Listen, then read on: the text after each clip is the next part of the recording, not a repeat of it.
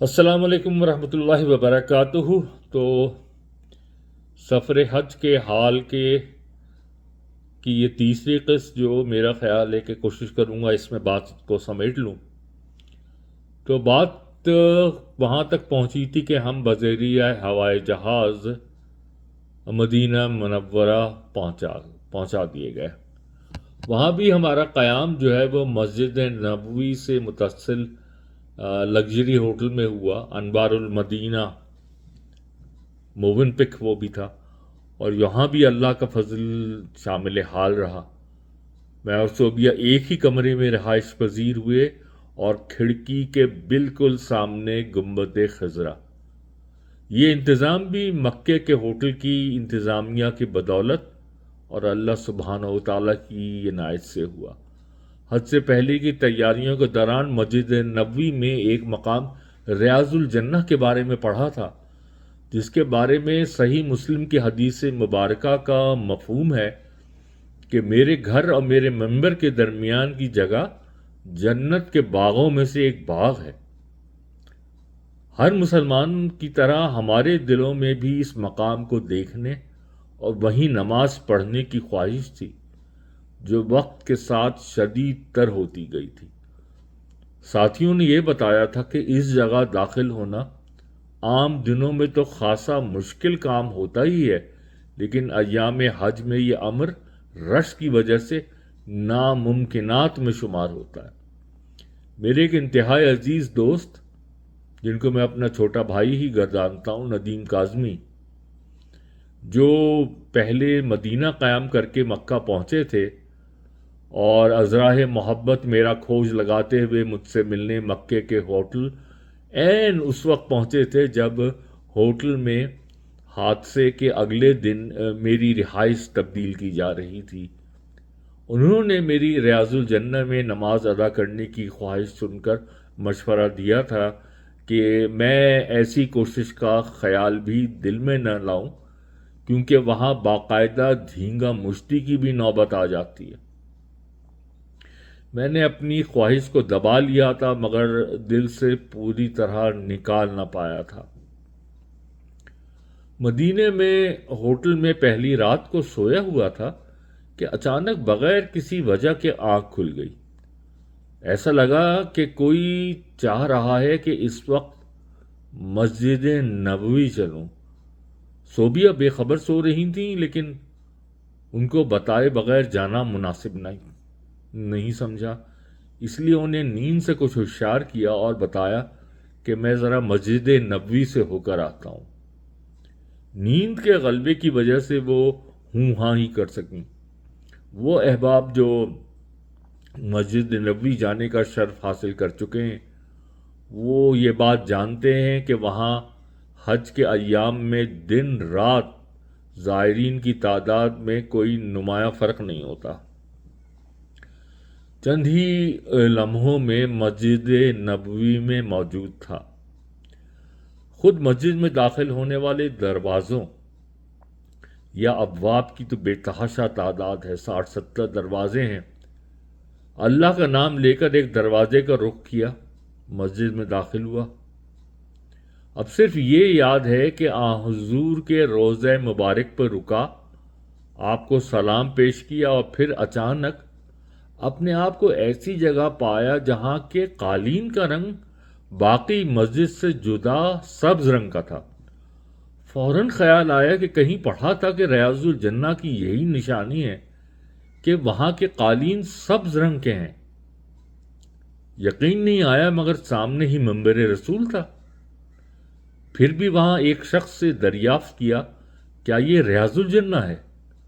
उसने असबात में सर हिलाया तो अपनी खुशकिस्मती पर यकीन ही नहीं आया।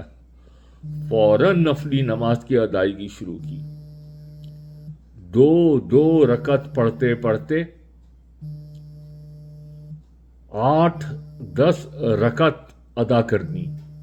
एहसास हुआ कि और लोग भी नमाज अदा करने के इंतजार में खड़े हुए हैं और मेरा और ज्यादा ठहरना मुनासिब नहीं होगा। वहां से निकला, मस्जिद नबवी में तहज्जुद की नमाज अदा किए वापस होटल पहुंच गया। ہوٹل پہنچ کر خوشی کے مارے نیند کوسوں دور منتظر رہا فجر کا وقت ہو تو صوبیہ کو بیدار کروں اور یہ مجدہ جاں فضا سناؤں۔ صوبیہ کو جب رات کا احوال سنایا تو بہت فرحت اور شادانی کا اظہار کیا، لیکن اس میں رشک کا پہلو خاصا نمایاں تھا۔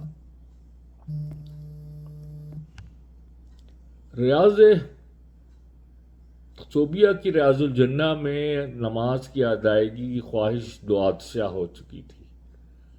سوچا کہ کوشش کی جائے کہ وہ بھی یہ سعادت حاصل کر لیں۔ معلوم ہوا کہ دن کا ایک خاص حصہ خواتین کی ریاض الجنہ کی زیارت کے لیے مخصوص ہے۔ اس وقت خواتین کا ایک ہجوم ان 3-4 ابواب کے سامنے وقت سے خاصے پہلے جمع ہو جاتا ہے، جن میں سے کوئی ایک دروازہ منتظمین کی ثوابدید پر اور بغیر کسی پیشگی اطلاع کے کھول دیا جاتا ہے۔ اب یہ آپ کی قسمت ہے کہ آپ اپنے درست دروازے کے سامنے کھڑے ہیں یا نہیں کھڑے۔ میں نماز فجر کے لیے صوبیہ کو ساتھ لے کر مسجد نبی پہنچ گیا۔ صوبیہ اس جانب روانہ ہو گئیں جہاں انہیں خواتین کے داخلے کے لیے مخصوص ابواب کے ہونے کا احتمال تھا۔ آگے کا حال انہی کی زبانی پیش کرتا ہوں۔ نماز فجر کی باجماعت ادائیگی کے بعد میں ریاض الجنہ کی تلاش میں ایک بہت بڑے ہال میں پہنچ گئی۔ وہاں متعین ایک محافظہ سے دریافت کیا کہ کیا یہیں سے ریاض الجنہ کو راستہ جاتا ہے؟ وہ انگریزی زبان سے نابلد تھی، اس لیے میرا سوال نہ سمجھ پائی۔ میرے پیچھے ایک خاتون کھڑی تھی جنہوں نے میرا سوال سن لیا اور مجھ سے مخاطب ہو کر کہنے لگیں، آپ بالکل صحیح جگہ آئی ہیں۔ ان خاتون کا تعلق اردن سے تھا اور کچھ عرصہ انہوں نے کینیڈا میں بھی گزارا تھا، اس لیے انگریزی سے مانوس تھیں۔ انہوں نے سامنے کی جانب 4-5 دروازوں کی طرف اشارہ کرتے ہوئے بتایا کہ یہی وہ دروازے ہیں جن میں سے کوئی ایک دروازہ طلوع آفتاب کے فوراً بعد کھلے گا، جس کے ذریعے ریاض الجنہ تک رسائی ممکن ہے۔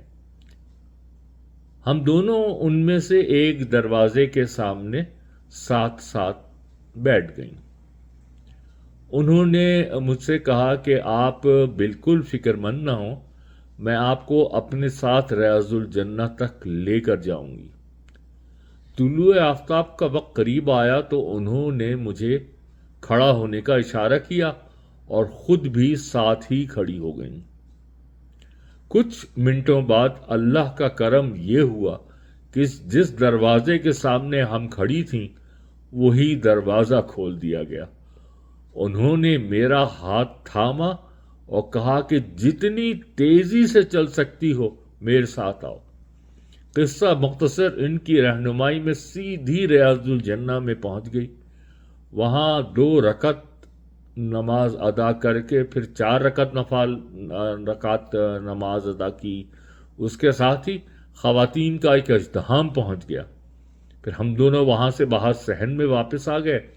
ان خاتون نے مجھے ایک سفید رنگ کی تسبیح بطور تحفہ دی اور جدا ہوتے ہوئے یہ کہا کہ انشاءاللہ اب ہماری ملاقات جنت میں ہوگی۔ میرے پاس اس وقت کوئی شے ایسی نہیں تھی جو میں انہیں بطور ہدیہ پیش کرتی۔ ہم دونوں کو یہ بھی خیال نہ آیا کہ ہم ایک دوسرے کا نام ہی پوچھ لیتی اور فون نمبرز کا تبادلہ کر لیتی۔ اس موقع کے بعد قیام مدینہ کے دوران وہ خاتون پھر کبھی نظر نہ آئیں۔ اب قیام مدینہ کے دوران بھی شیخ ڈاکٹر محمد صلاح سے ایک ملاقات کا موقع ملا اور انہوں نے ایک بار پھر مجھ پہ رقیہ کیا۔ میں اور صوبیہ دن کا زیادہ تر وقت مسجد نبوی میں ہی گزارتے تھے۔ نماز کے وقت سے کافی پہلے پہنچ جاتے اور نفلی عبادات اور اذکار میں مصروف رہتے۔ کئی مواقع پر میرے ساتھ یہ معاملہ ہوا کہ میں مسجد نبوی میں بیٹھا ہوا ہوں اور میرے دونوں طرف دوسرے لوگ بیٹھے ہوئے ہیں صف میں، اور کسی نہ کسی طور سے عبادت میں مصروف ہیں۔ اچانک کچھ افراد، عموماً 3 یا 4، میری جانب آتے ہیں اور قریب آ کر آواز بلند میری آنکھوں میں آنکھیں ڈال کر سلام کرتے، مصافحہ کرتے، اور میں احتراماً اپنی جگہ سے کھڑا ہو جاتا تو معانقہ بھی کرتے۔ اس دوران ان کی پوری توجہ صرف مجھ پہ ہوتی اور صف میں موجود دوسرے اشخاص جیسے ان کو نظر ہی نہ آتے۔ یہ اگر ایک بار ہوتا تو میں اس کو اتفاق سمجھتا یا یہ سمجھتا کہ ان کو کوئی مغالطہ ہوا ہے اور وہ کسی اور کے شبہے میں مجھ سے بغل گیر ہو رہے ہیں، لیکن یہ کم از کم 3 یا 4 بار ہوا۔ جہاں تک مجھے یاد ہے، ہر موقع پہ الگ افراد ہوتے تھے، ان کے چہرے سنت نبوی سے سجے ہوئے، چہرے پہ ایک انتہائی درجے کی طمانینت۔ اللہ کے کون بندے تھے، کیا تھے، کیوں صرف میرے پاس آتے تھے؟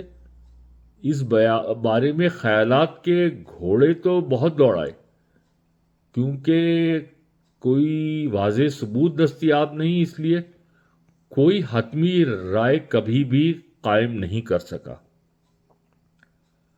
قیام مدینہ کے بعد یہ تاثر بہت شدت سے قائم ہوا کہ مکے کے ماحول میں ایک طرح کا جلال غالب ہے، جبکہ مدینے میں ایک عجیب سی ٹھنڈک اور رحمت کا بہت زیادہ احساس ہوتا ہے۔ خیر، قیام مدینہ کے بعد واپس کینیڈا کے سفر کا آغاز ہوا، اور اس سفر کے دوران بھی اللہ کا ایسا خاص کرم رہا کہ سفر کے تمام مراحل انتہائی درجے سہولت کے ساتھ طے ہوئے۔ تو یہاں تو اختتام ہوا ان واقعات کا جو حج کے دوران میرے ساتھ پیش آئے، اور اب 9 سال گزر چکے ہیں، اور ابھی تک جب سوچتا ہوں، دوبارہ یاد کرتا ہوں ان واقعات کو، ابھی تک حیران ہوتا ہوں اور اس کی کوئی عقلی توجیہ نہیں دے پاتا ہوں۔ اور سب سے بڑھ کے اس کے لیے میں اپنے آپ میں ایسی کوئی صفت اس زمانے میں نہیں پاتا جس کی وجہ سے اللہ تعالیٰ نے خاص طور پہ یہ کوئی مجھ پہ کرم کیا ہو۔ خیر، اللہ تعالیٰ کو کسی پر نظر کرم کرنے کے لیے کسی وجہ کی ضرورت نہیں، لیکن میں اپنے آپ کو اس کرم کے قابل نہیں سمجھتا تھا۔ جیسا میں نے شروع میں بھی کہا تھا کہ ان واقعات کو بیان کرنے کا مقصد قطعی طور پہ یہ نہیں ہے کہ میں کسی بھی پہلو سے اپنی کوئی خوبی یا بڑائی نمایاں کرنا چاہتا ہوں۔ میں بالکل عام گناہگار خطا کار بندہ ہوں جو صرف اللہ سبحانہ و تعالی کے کرم اور رحمت سے ہی جنت میں داخلے کا حوصلہ پاتا ہوں۔ اعمال تو شاید ہم میں سے کسی کے بھی اس قابل نہ ہوں کہ صرف ہم اعمال کی برتے پہ یہ کانفیڈنٹلی کہہ سکیں کہ نہیں، ہمارا ٹھکانہ جنت ہی ہو۔ لیکن میں آپ سب کے لیے اور اپنے لیے بھی یہ دعا کرتا ہوں کہ اللہ سبحانہ و تعالی ہمارا شمار ان 70,000 افراد میں کرے جن کو بغیر حساب اور کتاب کے جنت میں داخل کیا جائے گا۔ میں آپ سب کے لیے دعا گو ہوں، اور آپ سب سے درخواست ہے کہ آپ سب بھی میرے لیے اور میرے پیاروں کے لیے، میرے عزیزوں کے لیے دعا کیجیے۔ السلام علیکم ورحمۃ اللہ وبرکاتہ۔